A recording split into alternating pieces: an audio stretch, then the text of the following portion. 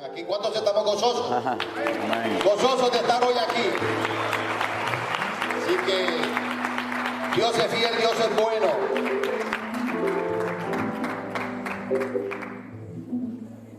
Sin más preámbulos, vamos Amén. a seguir con el servicio y vamos a llamar al pastor. Gloria a Dios. Amén. Que Dios lo use como lo tiene. Amén. Gracias, Dios. Gracias, hermano. Dios les bendiga. Amén. Gracias. Buenas noches, hermanos. Que el Señor les bendiga grandemente. Estoy muy contento de volver a verles a todos ustedes. Creo que hay gente esta noche aquí que no estuvo en el culto anterior. Era la primera vez que venían, ¿sí o no? A ver, ¿cuántos están aquí por primera vez que no nos habíamos...? Uy, un montón. Yo pensé que todos habían estado el otro día en el culto de... ¿Hoy qué día es? Hoy es jueves. No, hoy es viernes. ¿Cuándo fue el culto que Es que ya, mire, el martes. A ver, levanten la mano los que no estuvieron el martes. Entonces no estuvo nadie. Bueno. Entonces, está bien, claro, con razón la cosa de tanta foto y tanta firma. Yo decía, pero si ya lo hicimos el martes, ¿para qué quieren otra foto el jueves o el viernes? Claro, ahora entiendo. Disculpe. Hermanos, es que ya llevamos mucho tiempo fuera de casa, ya uno ya no coordina más. Me hace mucha gracia cuando hay gente que se me acerca y me dice, pastor, ¿se acuerda de mí? Yo le escribí el año pasado. Digo, ya, hermana, yo sé que usted me habrá escrito, pero y 5.000 personas como usted también. Lo peor es cuando se me acercan y me dice, pastor, ¿se acuerda de mi nombre? Digo, a veces no me acuerdo ni cómo me llamo yo. Salimos el 8 o el 9 de mayo de Tenerife. Viajamos a Madrid, allí cogimos otro avión, vinimos para Estados Unidos, hicimos escala en Nueva York. De ahí nos fuimos unos días a visitar a la familia de Elena, que lleva muchos años viviendo en Atlanta, en Georgia. Fuimos a visitar también a un tío, el único tío que le queda con vida a mi esposa, que ya está retirado, fue pastor durante muchísimos años. Él tuvo que salir de España cuando había persecución y se salvó de milagro. Se fue a Cuba a estudiar. Allí conoció a la que después sería su esposa. Y antes de aquellos años que después vinieron a Cuba, ¿verdad?, donde cambiaron tantas cosas, fue enviado por la Convención Bautista de Cuba como misionero a España.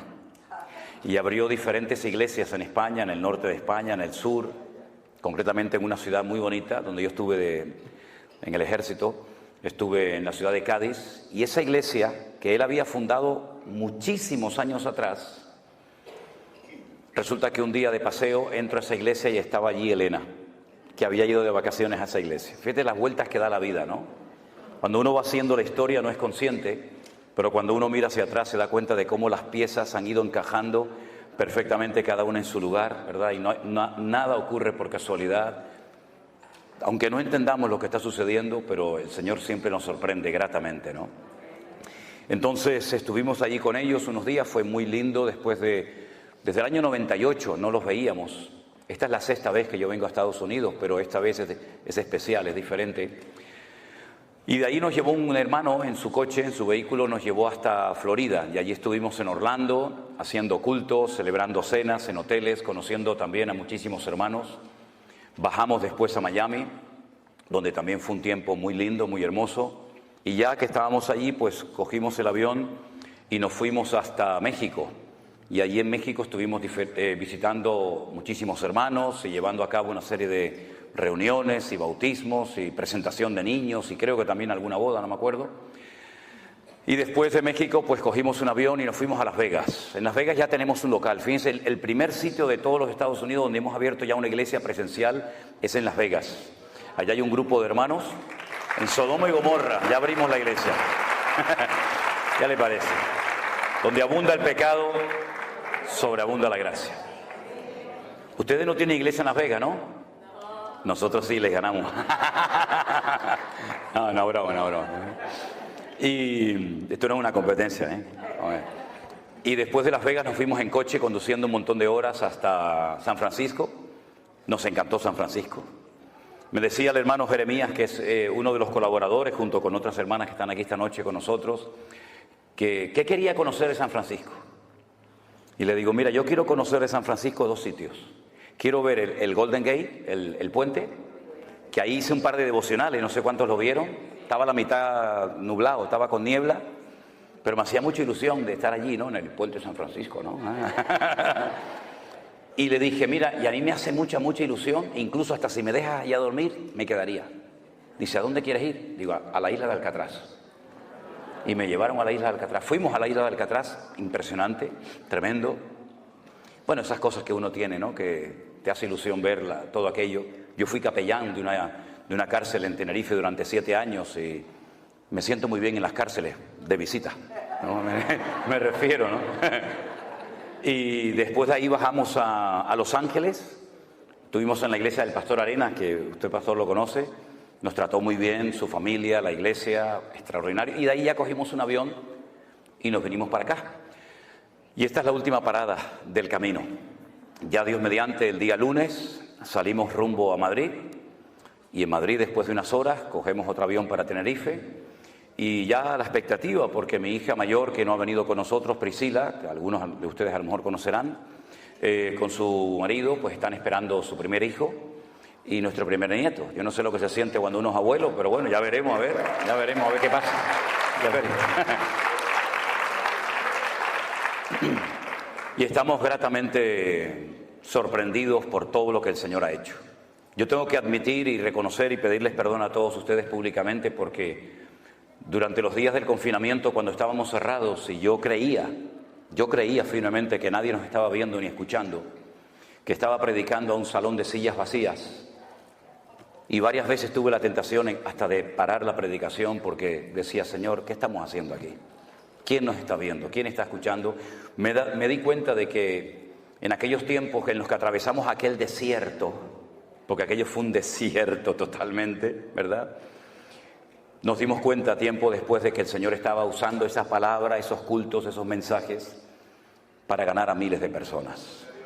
Y ha sido una obra invisible, por lo menos para nosotros. Ustedes juegan con ventaja, ustedes nos ven a nosotros, saben si somos altos, bajos, si vamos bien vestidos, mal vestidos. Ustedes lo saben todo de nosotros. La gente me dice, oye, ¿cómo está fulano? ¿Cómo está mengano? Digo, ¿pero ustedes cómo saben eso? Y dicen, nosotros lo sabemos todo. Yo no sé nada de nadie, pero ustedes lo saben todo de nosotros, porque lo contamos todo. Y nos hemos dado cuenta de que el Señor hizo una obra maravillosa.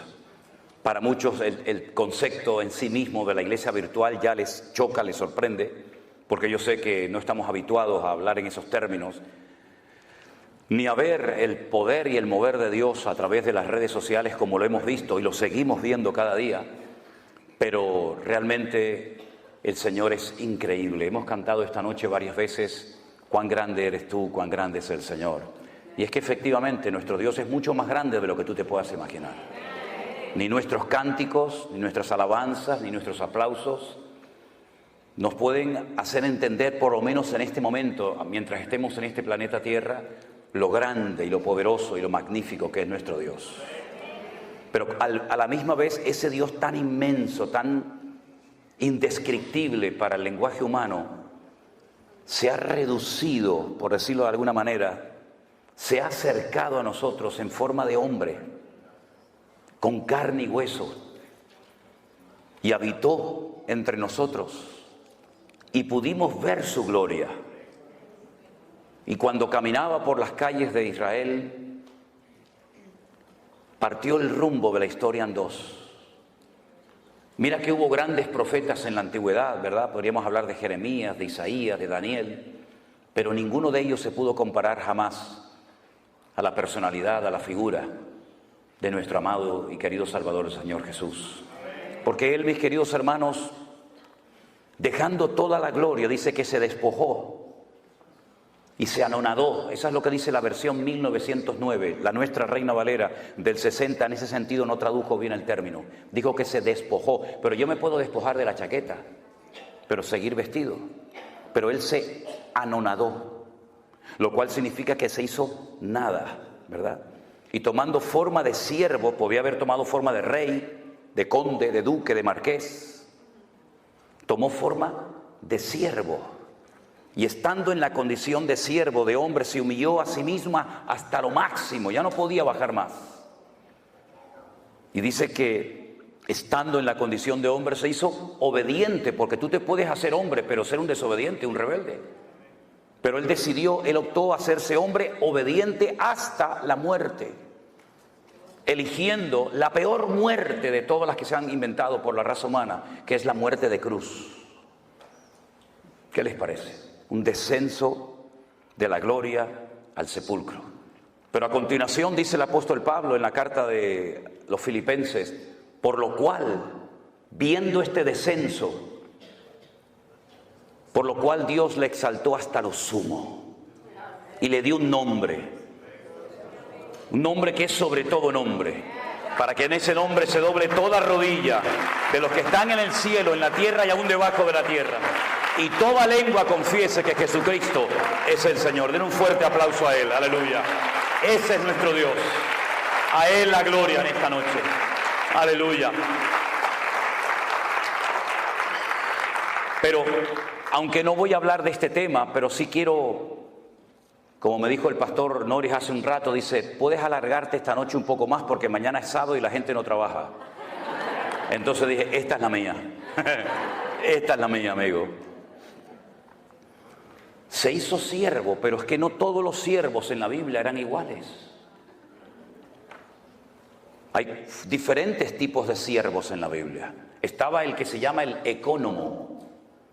Un ejemplo de un siervo ecónomo, que la Biblia en el Nuevo Testamento lo llama el ayo, el maestro, fue José. José era un ecónomo, un hombre que adquirió toda la responsabilidad de la casa de su amo Potifar. Era un siervo, era un esclavo, pero con privilegios. Sabía leer, sabía escribir y tenía responsabilidades por encima de otros siervos. Qué curioso, para sus hermanos José era una amenaza y para José era una bendición. ¿Cómo es posible que a veces tú para algunos hermanos seas un peligro y para los inconversos seas un instrumento tremendo en las manos del Señor, verdad? Unos lo venden y otros lo compran. Y él fue un ecónomo, un hombre que marcó una diferencia en Egipto, y toda la administración económica de todo el imperio cayó sobre sus manos, porque era un siervo, pero un siervo ecónomo. Pero cuando Moisés escribe la ley, habla de un tipo de siervos que se llaman los doulos, que son los esclavos de amor. En la ley de Moisés había una ley que decía que cada cierto tiempo, cuando llegaba el año de jubileo, todos los esclavos tenían que ser puestos en libertad y las deudas se perdonaban. Usted me debe dinero a mí, llegaba el año de jubileo, ya no me debes nada. ¿Se imaginan si el Fondo Monetario Internacional cada 70 años le perdonara a todas las naciones de la tierra, a toda Latinoamérica, a toda África, las deudas que tienen? El mundo sería una maravilla, habría igualdad. Los ricos no serían cada vez más ricos, ni los pobres serían cada vez más pobres, ¿verdad? Habría una justicia distributiva y todos podríamos vivir en paz y sin la presión de no poder pagar ni siquiera los intereses de una deuda que jamás de los jamases se va a poder pagar. En Israel había una ley que era justa. Todas las deudas tenían que perdonarse cada 70 años. Y Jesús la mencionó en el Padre Nuestro: perdónanos nuestras deudas como nosotros también perdonamos a nuestros deudores. Viene del año de jubileo. Y se le daba la posibilidad a los esclavos de irse, de empezar una vida nueva como ciudadanos libres. Pero corría la posibilidad, y de hecho ocurrió en varias ocasiones, esclavos que renunciaban voluntariamente a su libertad.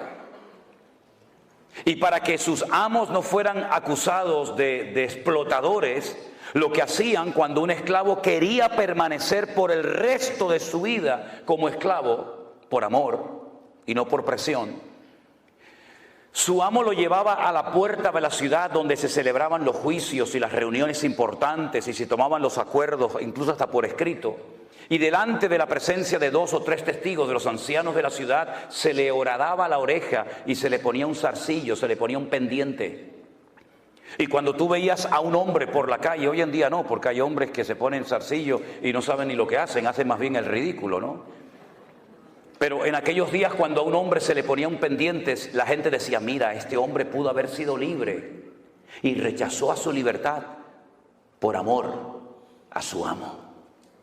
El tercer tipo de esclavo que había era el upereta, que es el que se menciona en el texto de Filipenses que les acabo de mencionar, tomando forma de upereta, tomando forma de siervo. Era el siervo de siervos, el que estaba en el escalafón, en el nivel más bajo, para limpiarle los pies a la gente que venía a la casa de sus amos. Eran los que los romanos ponían abajo en galeras, en aquellos barcos de remo que cruzaban el Mediterráneo, y allí bajabas pero no subías. Allí te encadenaban y morías reventado. Allí no había vacaciones, no había misericordia, no había descanso. Allí el que bajaba no subía. Por eso Pablo dice, Cristo bajó, pero Él subió hasta lo más sumo, porque el Padre lo elevó, ¿verdad? Después estaba el ayo. El ayo es el que menciona Pablo. Dice que la ley, la Torá de Moisés fue nuestro ayo, es decir, fue como un instrumento que nos llevó para conocer a Cristo. Y una vez que conocimos a Cristo, la ley ya dejó de cumplir su función, ¿verdad? Y el ayo era el siervo culto que sabía leer, que sabía escribir, y se utilizaba para entrenar al heredero. Y dice que mientras el heredero estaba bajo el ayo era superior a él, pero cuando el heredero crecía, ya el ayo no tenía ninguna función, ninguna razón de ser. Entonces vemos cómo en la Biblia hay distintos niveles, pero no solamente de servicio, sino también hay niveles de fe. Había personas a las cuales el Señor le decía, grande es tu fe. En todo Israel no he encontrado a nadie que tenga tanta fe como tú. Pero sin embargo a otro de sus discípulos le dijo, hombre de poca fe, ¿por qué dudaste? Y dice que cada uno tiene que moverse según la medida de fe que ha recibido. Y hay diferentes operaciones, y hay diferentes ministerios, y hay diferentes manifestaciones del fruto del Espíritu Santo que mora en nosotros, y hay diferentes dones. Primera de Corintios 12, Romanos capítulo 12, nos hablan de los únicos dones que hay. A mí me llama la atención que a veces la gente dice, yo tengo el don de no sé qué. Yo digo, ¿y eso dónde está? Yo tengo el don. Digo, eso no es un don, señora o hermana. Eso es una habilidad que usted aprendió. No es un don tocar la guitarra. Para aprender a tocar la guitarra usted tiene que estar años y sacar callos en sus manos. Eso no es un don, eso es un talento, es una habilidad.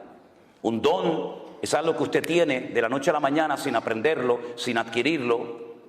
Pero un talento es algo que usted puede ir cultivando y desarrollando con el paso del tiempo. No, yo tengo el ministerio de limpiar la iglesia. Eso no es un ministerio. No me digan, no. Bueno, vamos a dejarlo ahí porque se van a enfadar conmigo algunos. Y yo no venía a hablar de esto esta noche. Cierre sus ojos un momentito, vamos a orar, porque yo creo que el tema que tengo esta noche para compartir con ustedes, que es un estudio predicado, creo que nos puede hacer mucho bien, y espero que la palabra del Señor nos hable y nos ministre en esta noche. Yo voy a pedirle al hermano Luis, si es tan amable, hermano, venga un segundo. Haga una oración para que la palabra que el Señor hoy puso en mi corazón, que compartiera con todos ustedes, sea de bendición para la iglesia y para todos los que posteriormente la van a escuchar. Oramos, hermanos. Padre Dios, venimos delante de tu presencia, reconociendo, Señor, tu poder. Reconociendo, Señor, Gracias, Dios mío. todo lo que tenemos y todo Gracias, lo que hacemos Señor. por tus méritos, Señor. Aleluya.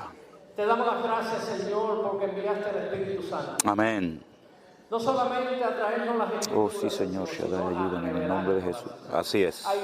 Dando iluminación. Oh, gloria, barabacosha, ayúdame, Señor, en el nombre de Jesús. Sí, así es. Te damos las gracias. Gracias, Dios mío. Señor, en este día. Oh, Espíritu gloria. Santo, que tú derrames conocimiento, que tú derrames Amén. entendimiento, Señor. Que puedan, Señor, recibir, Señor. Sí, Padre lo que tú Santo. vas a exponer, Señor. Prepara los corazones. Amén. Dios. En el nombre de Jesucristo te damos las gracias. Amén, amén. Gracias, hermano. Fuerte ese aplauso a nuestro Dios. Aleluya. Gloria a Dios. Antes que se me olvide, yo dije que en marzo del 2020 estuvimos pasando un desierto. Todos estuvimos en cierto sentido, unos más, otros menos, pasando un desierto, ¿verdad?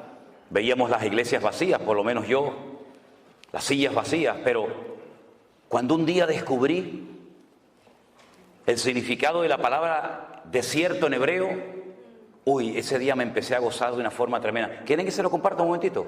Sí, ok. Si no quieren me lo dicen, ¿eh? Yo tengo otras cosas que decirles, pero Los libros de la Biblia, en nuestra Biblia, lamentablemente, digo lamentablemente con todo respeto, no recibieron el nombre que el Señor les puso. Por eso nos perdemos mucha bendición simplemente por leer el título del libro que no se llama así en hebreo. Tenemos un libro que se llama el libro de Números. Y uno dice, bueno, números, sí, porque hubo un censo. No, pero espere. El libro de Números en la Biblia se llama el libro de Bamidbar. Diga conmigo, Bamidbar. Significa literalmente en el desierto. El libro de Números en hebreo se llama en el desierto. Bamidbar. Y usted dice, bueno, ¿y? Pero escuche, hay 3 letras dentro del concepto, dentro del término Bamidbar o desierto, que significa hablar. Dabar, la palabra dabar, el verbo dabar es hablar. Anile daber, atale daber, dabar es hablar. Y la palabra hablar está en el desierto, lo cual quiere decir que el sitio donde más habló el Señor fue en el desierto. Así que cuando esté atravesando un desierto, dele gloria a Dios, porque es el lugar donde más habló el Señor. Más que en Canaán, habló en el desierto. Gloria a Dios. Bueno, ahora nos vamos al libro de Bereshit, que es el libro del Génesis. Bereshit tiene 6 letras y son la unión del verbo bara, shit. Bara es el verbo crear, no hacer, crear. Shit es el número 6 en hebreo. Creó 6. Y en el libro de Bereshit o en el libro de Génesis, en el capítulo 9, se relata una historia muy, muy interesante. Mientras buscan el texto, permítame decirles que si uno quiere analizar y estudiar uno por uno los 613 mandamientos que aparecen en lo que llamamos nosotros el Pentateuco o el Humash en hebreo, que viene del número Hamesh de 5, la ley de Moisés, uno va a encontrar que hay exactamente 613 mandamientos. ¿Cuántos hay? Y todos los días, observando, conociendo la cultura de Israel, tú ves el 613 por todos lados. Por todos lados. Miren, cuando yo voy a Israel, y espero que algunos de ustedes, ya algunos me han dicho que van a ir conmigo este año, cuando ustedes llegan allí se van a dar cuenta que yo tomo mucho un zumo, un jugo, que es de limón, ¿cómo se llama? De granada. De granada. ¿Sabéis lo que es la fruta, la granada, no? Bueno, ellos parten la granada a la mitad, la meten así en una máquina, la exprimen y te dan un zumo de granada que a mí particularmente me gusta muchísimo. Las granadas de Israel, cuando usted las parte a la mitad y empieza a sacar las semillitas esas rojas que lleva dentro, las pone todas encima de una mesa, de un plato, de un vaso, y usted va a contar 613. Bueno, será casualidad, vamos a coger otra, parte a la mitad, saca 613. Puede partir 1000 granadas y todas ellas tienen dentro 613 semillitas. Pero eso se ve por todos lados, por todas partes se ve. Y cuando uno analiza uno por uno los mandamientos, los 613 mandamientos, que son muy interesantes, pero te lleva años estudiar cuántos mandamientos hay en Génesis, en Éxodo, en Levítico, etcétera, etcétera, tú te das cuenta de que tú los puedes clasificar en grupos. Por ejemplo, hay un grupo de mandamientos que se dieron para recordar cosas del pasado. Esa es la finalidad de dicho mandamiento. Y ahí entrarían, por ejemplo, las fiestas de obligatorio cumplimiento para el pueblo de Israel, como subir a Jerusalén en la fiesta de la Pascua, en el mes de Aviv. Aviv, en hebreo, con V, es primavera, el mes de Aviv. Entonces dice, pero eso aparece en Tel Aviv. Claro, Tel es monte, Aviv es primavera, el monte de la primavera, ¿no? Entonces, en el mes de Aviv, entre marzo, abril generalmente, tienen que subir a Jerusalén a celebrar la fiesta de la Pascua. Y 50 días después, la fiesta de Shavuot o Pentecostés, y finalmente la fiesta de los tabernáculos. Y había un mandamiento que era para recordar cosas, el Shabbat. El único día de la semana que tiene nombre. En hebreo no hay lunes, martes, miércoles, no. En hebreo es día primero, día segundo, día tercero, día cuarto, día quinto, día sexto y Shabbat. Shabbat, Shevet, siéntate. Shevet, siéntate. Shabbat, quédate quieto, no te muevas. Eso es lo que significa, ¿verdad? Y hay mandamientos que son para recordar permanentemente cosas que Dios hizo. Hay otro tipo de mandamientos que no entran dentro de una lógica. Uno dice, bueno, ¿y esto por qué lo mandó Dios? No lo puedes entender, pero Dios lo mandó para probar tu fe y tu obediencia. Y ahí, por ejemplo, entra lo que se llama la paradumá, que es la vaca roja, la finalidad de la vaca roja, de la cual habla la Biblia en Hebreos y en Números. Ahí entra el no mezclar ciertos alimentos lácteos con cárnicos. Y uno dice, ¿y qué razón de ser tiene esto? Aparentemente ninguna. Pero Dios está probando tu fe y tu nivel de obediencia. Luego hay una gran clasificación de mandamientos que se llaman lo tasé. Dígalo conmigo, lo tasé. No hagas. Cosas que no se pueden hacer. No matarás, no cometerás adulterio, no andarás por tu pueblo chismorreando, etc. No se hace, no se hace. Son los mandamientos lo tasé. Ellos lo llaman lo tasé o mandamientos negativos. Y luego hay un gran sector de mandamientos que lo llaman ta'asé. Si lo ta'asé es no hagas, ta'asé, ¿qué es? Ahí está. Mira, ya saben hebreo, fíjate tú por dónde. Cosas que tienes que hacer. Hay cosas que tenemos que hacer y cosas que no tenemos que hacer. Entonces, cuando tú vas a la palabra de Dios, te encuentras que hay muchas cosas que el Espíritu Santo inspiró a los autores de la Biblia para que viéramos ejemplos a no imitar. No se escribieron para que tú hagas lo mismo, no. Se escribieron como advertencia para que tú no hagas ni digas lo mismo que dicho personaje hizo o dijo. Y hay otras parábolas, otras historias, otros relatos que se narraron y se escribieron para que nosotros siguiéramos el ejemplo e hiciéramos exactamente lo mismo. ¿Cómo podemos saber si lo que voy a leer es algo que tengo que hacer o no tengo que hacer? Por el resultado que produjo. Y en el libro del Génesis, capítulo 9, hay una historia de algo que no se tuvo que haber hecho, pero se hizo. Y el Señor la registró en las páginas de su palabra para que tuviéramos un ejemplo de algo que no tenemos que hacer los creyentes bajo ninguna circunstancia. Génesis 9, versículo 18. Dice la palabra así: y los hijos de Noé que salieron del arca fueron Sem, Can y Jafet. Punto y coma, pon ahí, ¿sí o no? Y ahora me da una información, de los tres me da una información que no me da con el primero ni con el tercero. Me dice, y Can es el padre de Canaán. ¿Por qué no dice el versículo? Bueno, y fulano de tal es el padre de... No solamente de Can, solamente destaca. ¿Se dan cuenta? Sem, Can y Jafet destaca que Can es el padre de Canaán. Por algo será, lo vais a ver ahora. Versículo 19. Estos tres son los hijos de Noé y de ellos se llenó toda la tierra. Toda la raza humana desciende de ellos. Es un estudio muy interesante ver qué naciones descienden de Jafet, de Sem, de Can, ¿verdad? Pero no es el tema ahora. Después comenzó Noé a labrar la tierra y plantó una viña. ¿De dónde sacó esa viña? Si toda la tierra estaba anegada en agua, seguramente ya la tenía dentro del arca. Se llevó muchas semillas, no solamente animales.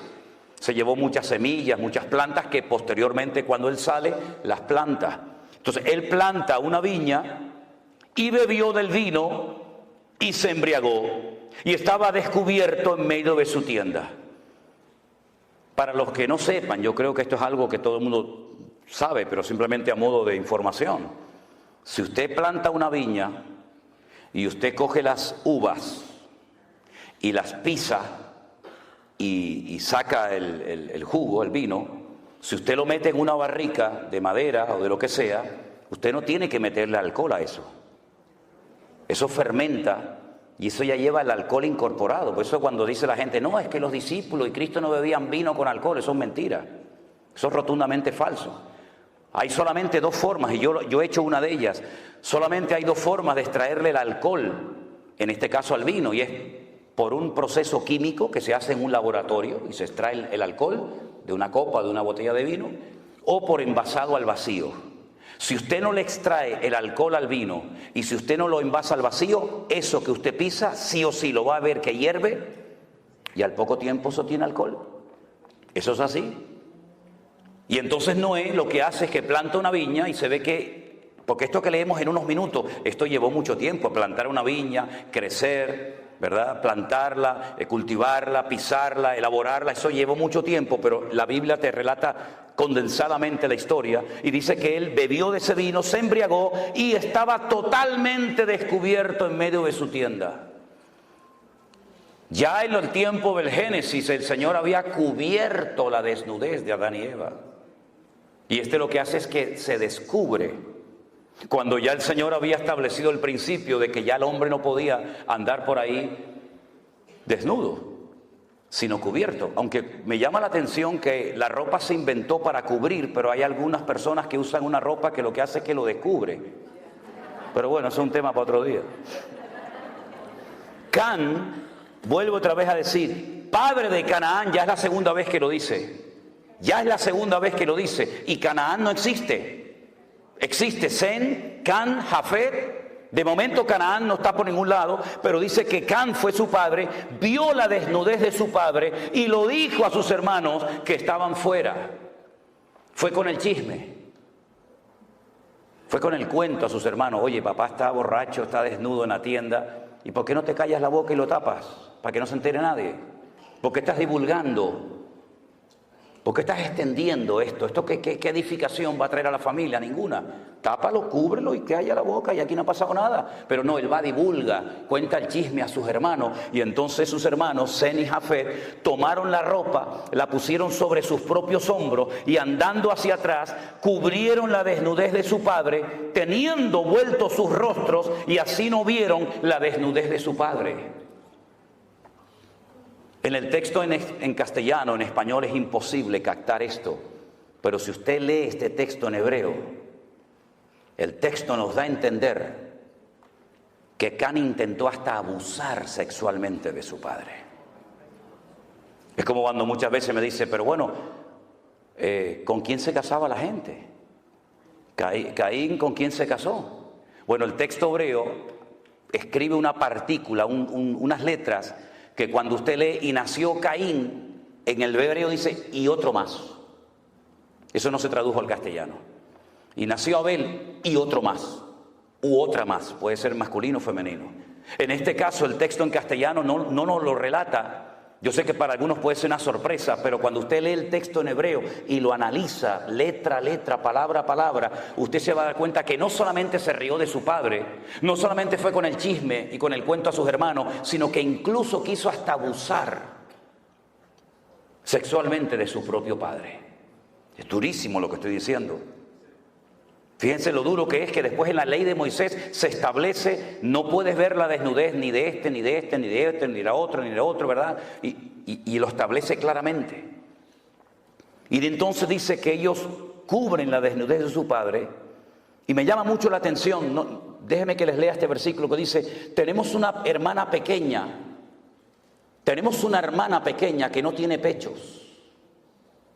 Usted dice, ¿usted está leyendo la Biblia? Sí, claro. Estoy leyendo en Cantares capítulo 8, para que no se asusten. Tenemos una hermana que no tiene pechos. ¿Qué haremos de nuestra hermana cuando pregunten por ella?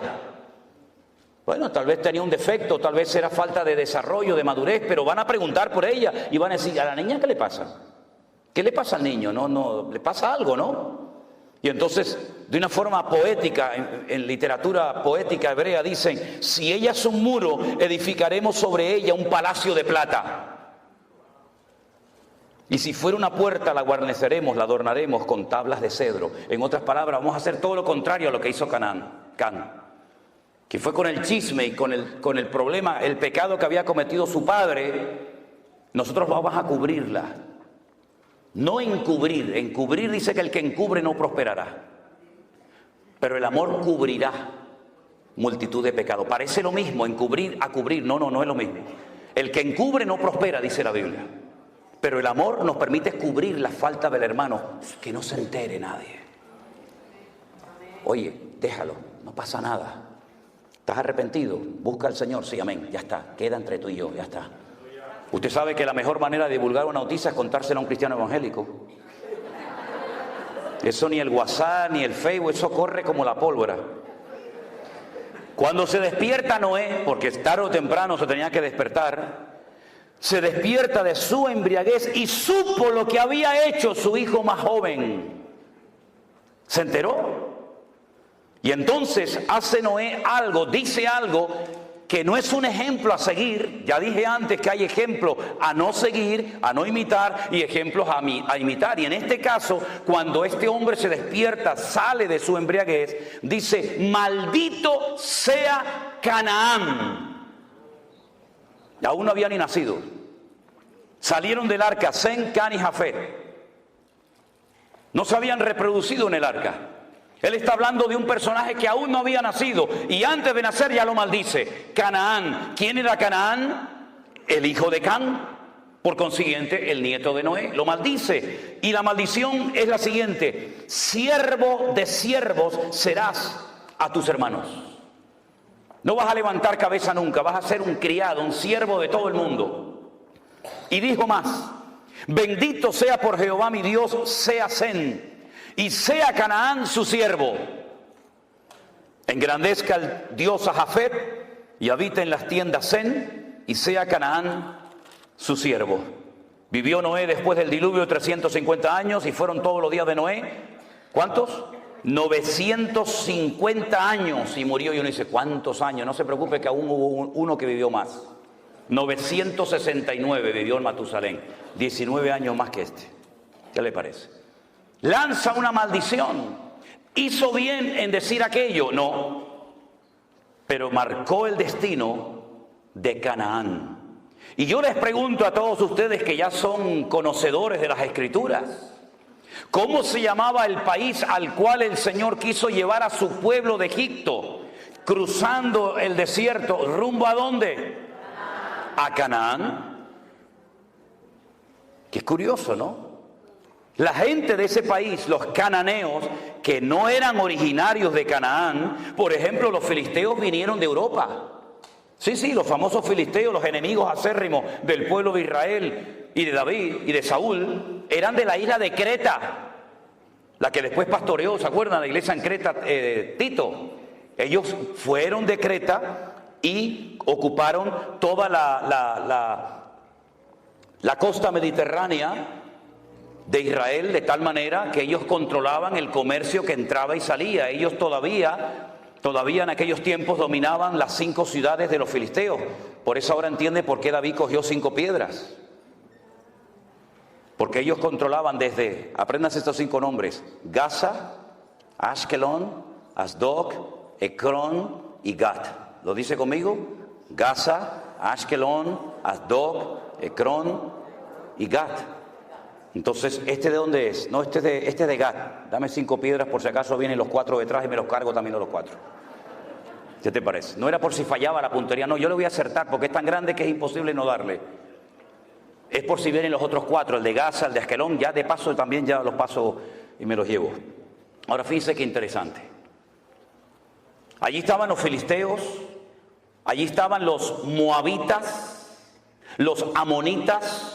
Allí estaban todos los cananeos cuando el Señor quiso trasladar a su pueblo de la esclavitud a una tierra de maldición. Y uno dice: pero los cananeos eran malditos, ¿por qué Dios no los llevó a otra parte del mundo? Porque el Señor quería que su pueblo cambiara la tierra y no que la tierra los cambiara a ellos. Porque nosotros somos de este mundo, vivimos en este mundo, pero no somos de este mundo. Y no es el mundo el que tiene que afectar y cambiar la vida de la iglesia, sino la iglesia cambiar las modas y la corriente de este mundo. Y cuando la iglesia no se mete en el mundo se mete en la iglesia, que es lo que lamentablemente ha sucedido. Entonces encontramos que los cananeos están bajo una maldición. Todos los cananeos, por supuesto el primero Canaán, pero luego todos los demás. Qué curioso. Yo en el fondo de lo que quiero hablar en esta tarde y despejar dudas es el famoso tema de las maldiciones. Porque me he encontrado con centenares de preguntas hace unos meses atrás de creyentes, gente nacida de nuevo, que estaban asustados y preocupados por el tema de las maldiciones, si se pueden heredar o no. Y algunos me citaban parte de Éxodo capítulo 20.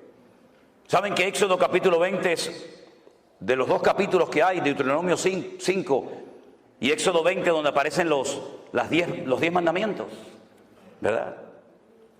Y el Señor le dice que al pueblo de Israel que Él visita la maldad de los padres sobre los hijos hasta la 3ª y 4ª generación.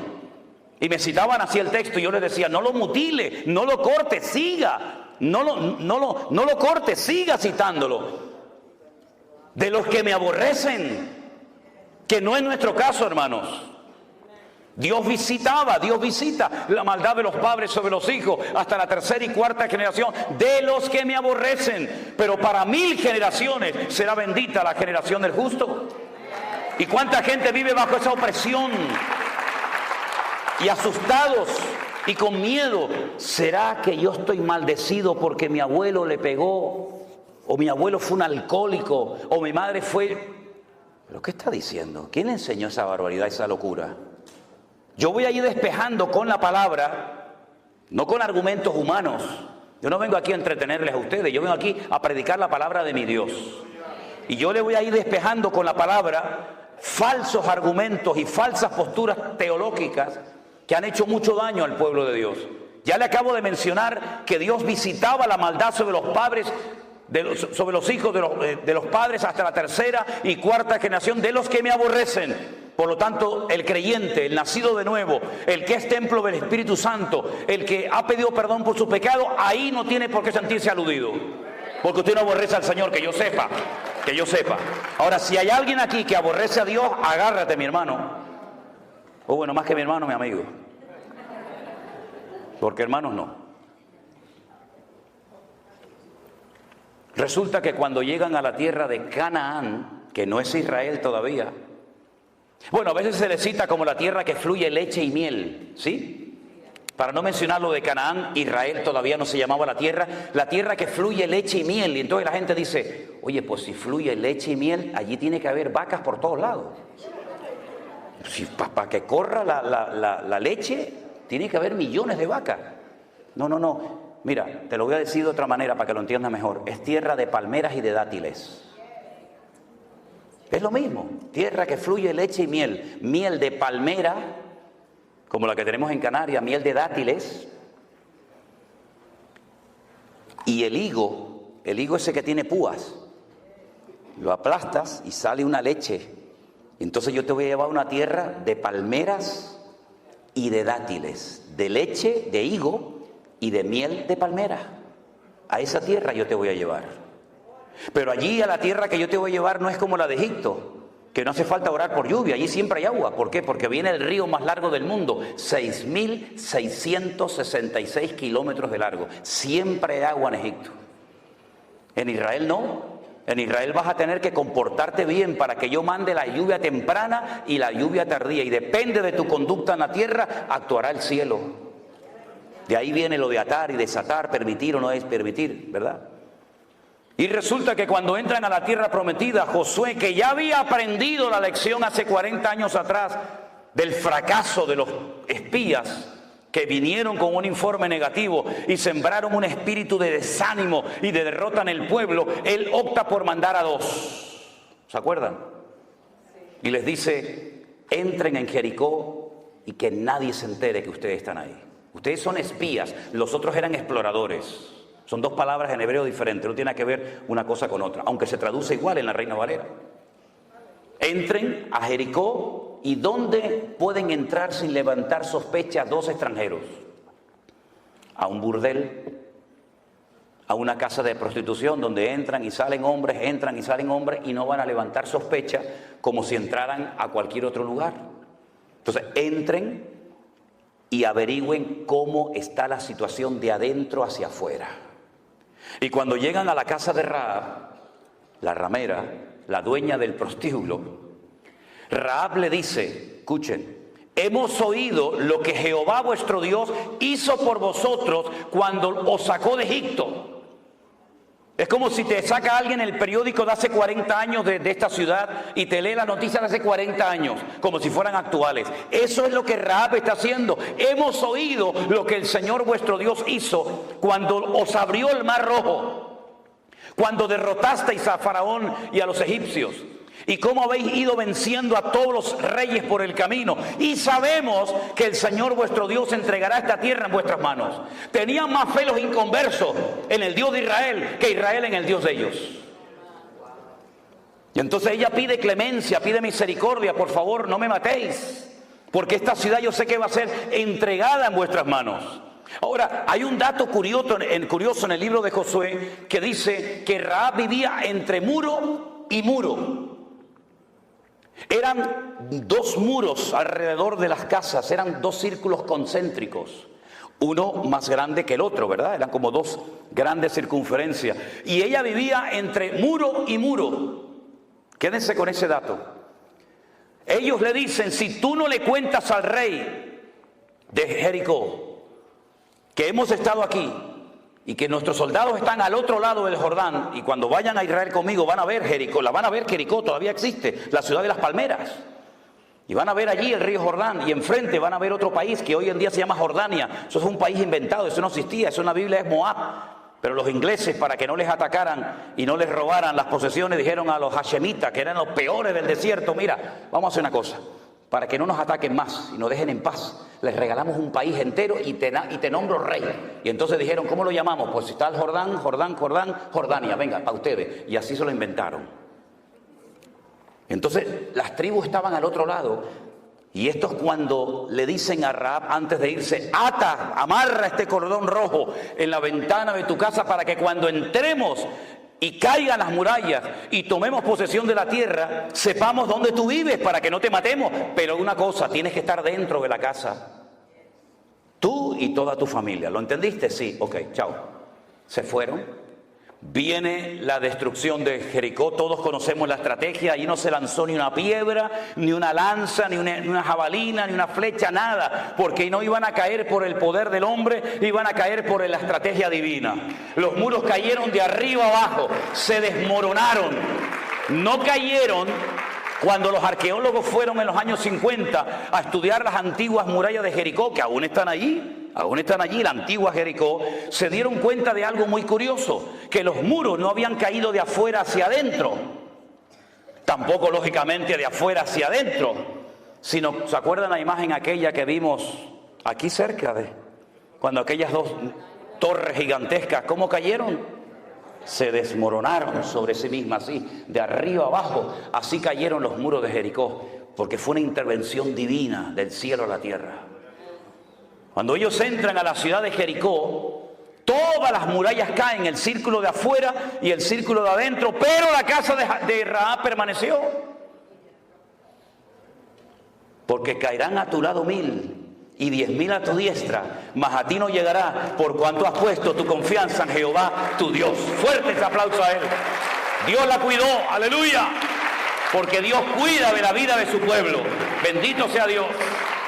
Recuerden, ella es descendiente de Canaán, y Canaán, que estaba bajo la maldición de Noé. Maldito sea Canaán. ¿Cómo eran los cananeos? No tengo tiempo de explicar todo, pero fundamentalmente tremendamente idólatras, salvajes, sin misericordia, sin piedad ninguna, y una promiscuidad sexual sin precedentes, terribles. Todo valía, sin especificar detalles, todo valía en la cultura, en la idiosincrasia, en la mentalidad cananea. El sexo era lo más importante en la vida de esa gente, y lo mezclaban con la idolatría, y tenían a Baal Peor y tantos dioses que, bueno, que si yo les digo cómo los adoraban, nos terminaríamos todos escandalizando en esta noche. Esta mujer se convirtió, diríamos en un término cristiano para que nos entendamos, y ella dice en la Biblia que se casó con uno de los espías, que se llamaba Salmón. No que se casó con un pescado, a ver si me entiende. Cuidado. Se llamaba Salmón.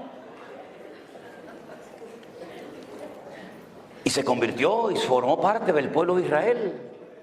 Y al poco tiempo queda embarazada. Y tiene un hijo que se llamó Obed. Y Obed crece y tiene un hijo que se llamó Booz. Y Booz se casó con Ruth y tuvo un hijo que se llamó Obed, Isaí, David, Judá y todas las tribus de Israel, y uno ve que aquella maldición que venía desde los tiempos del diluvio se cortó definitivamente hasta el punto que en la genealogía de Mateo capítulo 1 aparece Rahab como antepasada del rey David y como uno de los antepasados del Señor Jesucristo. ¿Por qué? Porque Él rompe toda maldición y ahora nos lleva de gloria en gloria, de victoria en victoria y de triunfo en triunfo en el nombre del Señor. Él cortó la maldición de Noé.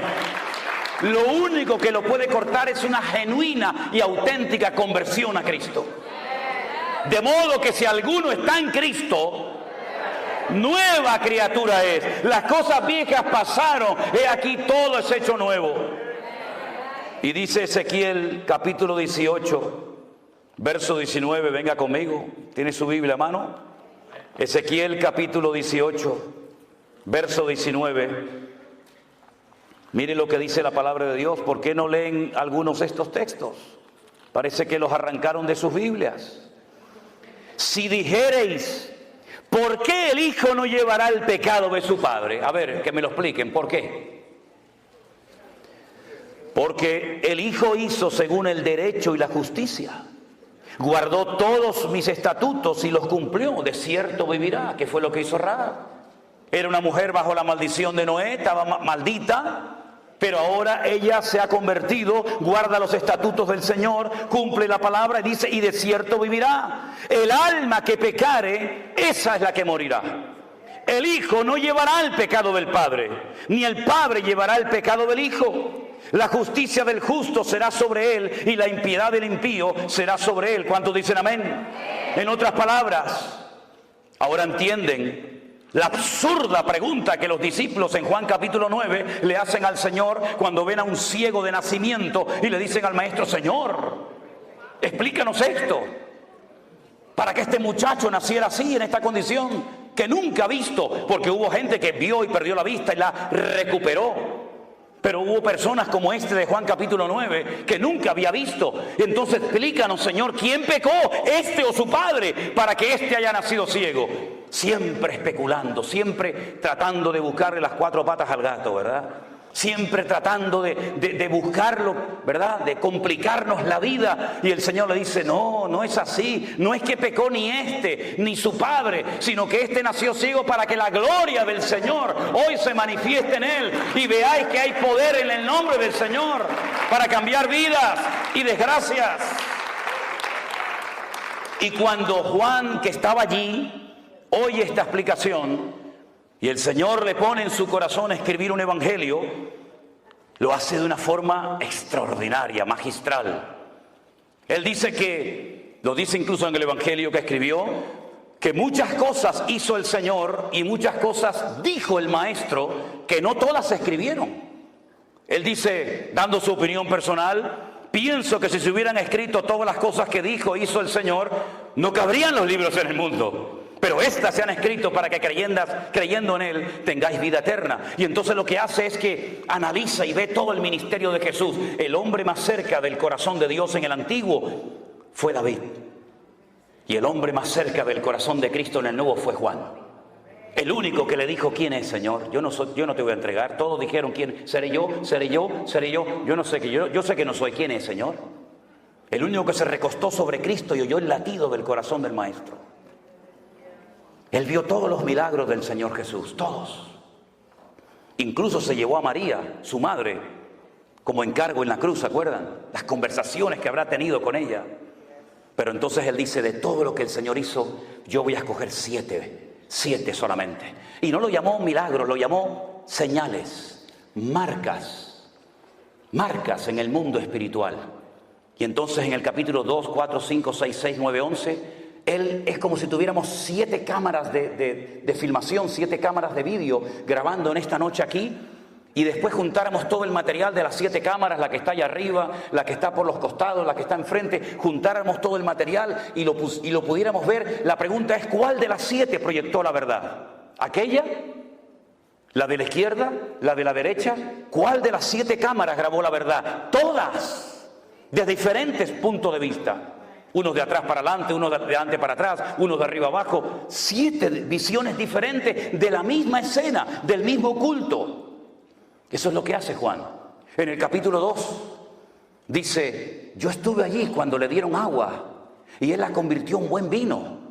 En un vino excelente que dejó al catador, al maestresala, con la boca abierta diciendo, pero ¿qué has hecho? Has guardado el mejor vino para el final. Cuando el bueno se pone al principio y después ya cuando están ya que no disciernen de derecha a izquierda, le pones el malo. Pero tú lo has hecho al revés. Es que lo mejor está por venir, mi hermano. Y entonces muestra el Señor de la calidad. Pero en el capítulo 4 viene un hombre y dice, tengo un siervo que está enfermo, pero Señor, no hace falta que venga, di la palabra y mi criado sanará. Y entonces cuenta el milagro enseñando que el Señor es el Señor del espacio, no lo limita al espacio. Ay, amigo, pero en el capítulo 5 va al estanque de Betesda y le dice a un hombre, ¿quiere ser sanado? Y le dice, es que no tengo a nadie que me meta. ¿Quieres ser sanado, sí o no? ¿Cuánto tiempo llevas ahí? 38 años, levántate, toma tu lecho y anda. Y es el Señor del tiempo. No lo limita el tiempo ni el espacio. Y en el capítulo 6 camina por encima de las aguas. Él domina la creación y no la creación lo domina a él. Pero también en el capítulo 6 multiplica los panes y los peces. Porque es el Señor del tiempo, del espacio, de la calidad. Y es el Señor también de la cantidad. Con lo poco, con su bendición alcanza y sobra. En el capítulo, espera. En el capítulo 9 le dicen, ¿quién pecó este o sus padres? Y él dice, ni él ni su padre. En otras palabras, yo voy a romper hoy una regla que para ustedes ha sido una atadura durante años. Es creer en la mala suerte, creer en las maldiciones hereditarias. No, es que tiene que nacer gente enferma para que yo me glorifique en ello. Y finalmente, esperen. En el capítulo 11... la prueba final. Si hubieras estado aquí, mi hermano no habría muerto. ¿Qué le está diciendo Marta y María? Por culpa tuya mi hermano está muerto ahora. ¿Sabes? Yo te llamé. Tú nos enseñaste. Clama a mí y yo te responderé. Y yo clamé. ¿Y por qué no viniste? Pedid y se os dará. Yo pedí y no recibí nada. Yo llamé y no se me abrió la puerta. Yo busqué y no te encontré. Y ahora vienes y mi hermano ya hiede porque hace 4 días que está muerto. Si hubieras estado aquí, mi hermano no habría muerto. Ahora, ¿para qué vienes? Ya es demasiado tarde. Los judíos creían y creen que a las 72 horas, a los 3 días, el alma se va del cuerpo y nunca regresa. Por eso cuando vas a Jerusalén, al Valle de los Huesos Secos, al cementerio más antiguo del mundo, te encuentras en las tumbas una ventana para que salga el alma y no regresa hasta el día postrero, en la resurrección.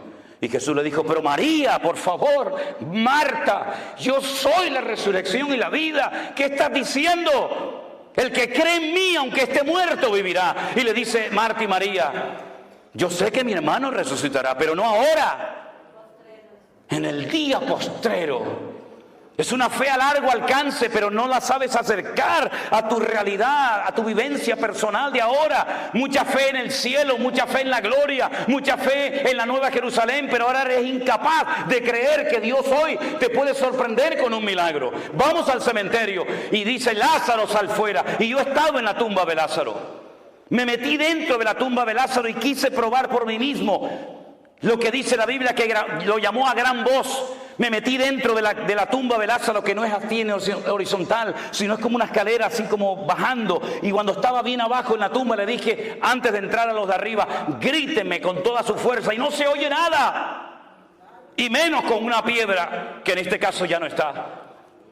Pero el Señor lo llamó y Lázaro salió fuera. Entonces en esos capítulos 2, 4, 5, 6, 6, 9, 11, usted puede ver que no hay nada ni nadie que detenga al Señor. ¿Por qué? Porque Él es el Rey de Reyes y Señor de los Señores. Apláudele ahora si quiere a Él. A Él toda la gloria, a Él la honra, aleluya. Él lo cambia todo. Él lo cambia todo. Rahab llegó a ser antepasada del mismísimo rey David. Dejó la prostitución, dejó la mala vida. Llegó a ser antepasada del Señor Jesucristo. Porque no importa lo que tú hayas hecho o cómo te hayas comportado, el Señor perdona y olvida. Hay creyentes que ni perdonan ni olvidan. Pero nuestro Dios siempre, al corazón arrepentido, al contrito y humillado, tú no despreciarás. ¿verdad? Y ese es nuestro Dios. Es un Dios que torna toda maldición en bendición. Dice Gálatas capítulo 3, verso 10. Vengan conmigo. Gálatas capítulo 3, versículo 10.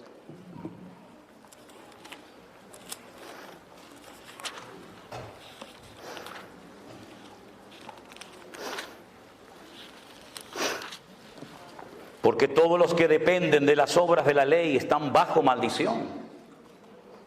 No es nuestro caso, ¿verdad, hermanos? Los que dependen de las obras de la ley están bajo maldición. ¿Por qué? Porque la ley dice: maldito todo aquel que no permaneciera en todas las cosas escritas en el libro de la ley para hacerlas. ¿Usted quiere vivir según la ley? Inténtelo. Vaya, ya empiece. Si usted es capaz de cumplir una ley perfecta de 613 mandamientos, siendo un ser humano imperfecto, finito y limitado, inténtelo. Pero le digo de antemano que no lo va a poder conseguir nunca. Nunca lo va a poder cumplir, porque si quisiera incluso hoy en día decir: yo prefiero vivir según la ley y no según el cristianismo, según el evangelio, hay más de 430 mandamientos que no va a poder cumplirlos porque no hay templo en Jerusalén, y todos ellos dependen de que hay templo en Jerusalén. Pero si quiere intentarlo, allá usted. De nada le sirve poner las 2 velitas encendidas el Shabbat. De nada le sirve ponerse un kipá en la cabeza. Yo siempre le digo a los hombres: ¿usted quiere vivir según la ley? Sí, hermano. Ok, ¿ya se circuncidó? Ay, no, hermano, eso no me lo diga. Digo, entonces usted, esto no vale. Por las obras de la ley ninguno se justificará delante de Dios, dice la Biblia. Es evidente, porque el justo por la fe vivirá. Sadik emunató yihyeh, dice el texto hebreo. Sadik, el justo, emunató, por su fe, yihyeh, existirá.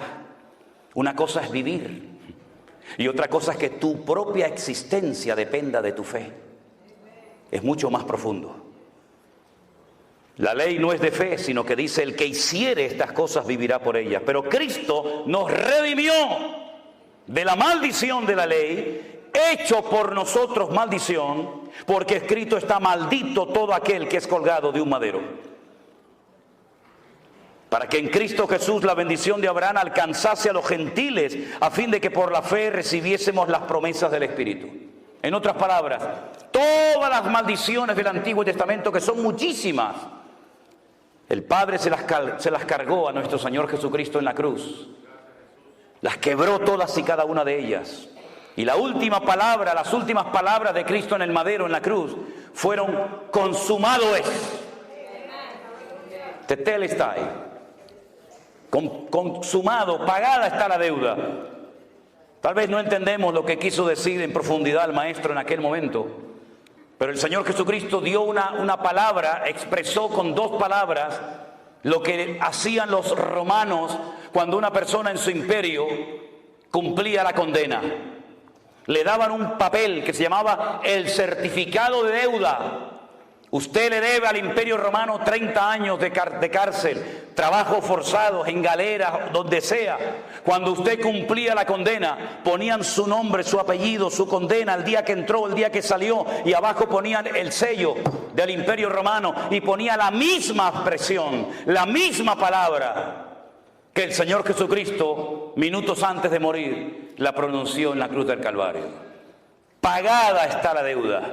No es que la salvación sea gratis, la salvación no es gratis. Lo que pasa es que Él pagó el precio. Y para usted es gratis, pero el precio era la vida, el precio era la sangre. Y es gratis para mí, pero no fue gratis para Él. Y por eso dice Pablo que era ciudadano romano y entendía la cultura de la época y la idiosincrasia de los pueblos. Él dice que él tomó el acta de los decretos que nos era contraria y se fue a la cruz y la clavó, y despojando a los principados y potestades triunfó sobre ellos en la cruz. Bendito sea el Señor. No le debemos nada. La deuda está pagada. No hay maldición, no hay nada que a usted lo separe del Señor. Un versículo más. Primera de Pedro capítulo 3, verso 9. Primera de Pedro capítulo 3, versículo 9. Un texto también muy interesante a tener en cuenta. Dice así la palabra del Señor: Bueno, vamos a leer del 8. Finalmente, sed todo de un mismo sentir, compasivos, amando fraternalmente, misericordiosos, amigables. Verso 9. No devolviendo mal por mal, ni maldición por maldición, sino por el contrario, bendiciendo, sabiendo que fuisteis llamados, ¿para qué?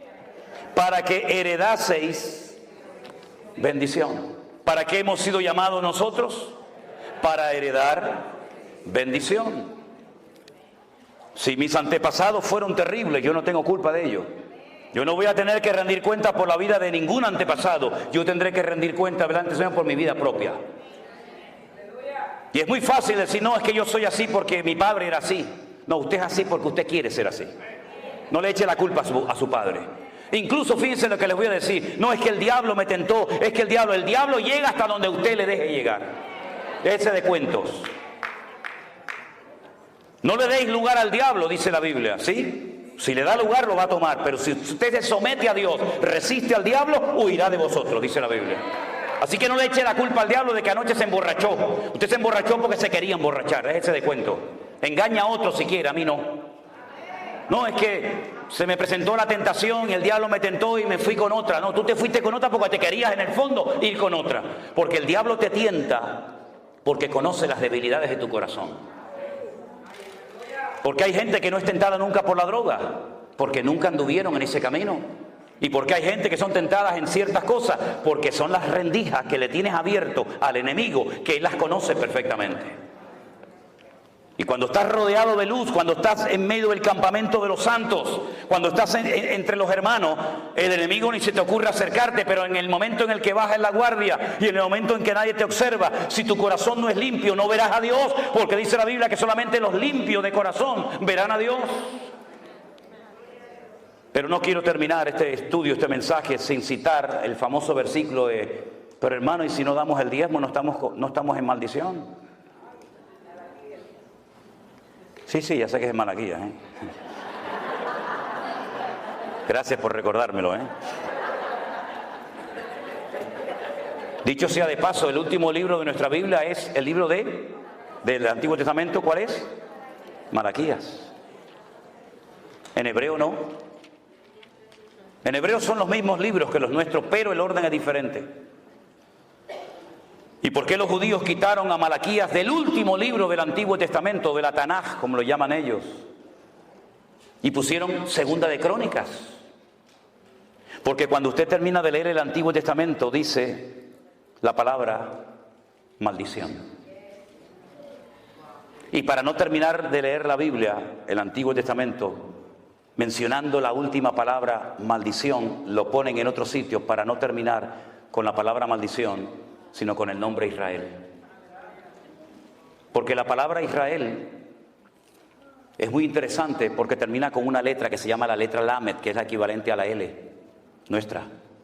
Y cuando usted empieza a leer la Biblia desde el principio, la primera letra que se encuentra es una letra que se llama la letra Bet, que significa casa, y son 4 preposiciones, pero bueno, es la letra Bet. Entonces yo empiezo leyendo la Biblia con la letra Bet y termino el Antiguo Testamento con la letra Lamed y la junto las dos y dice Lev, corazón.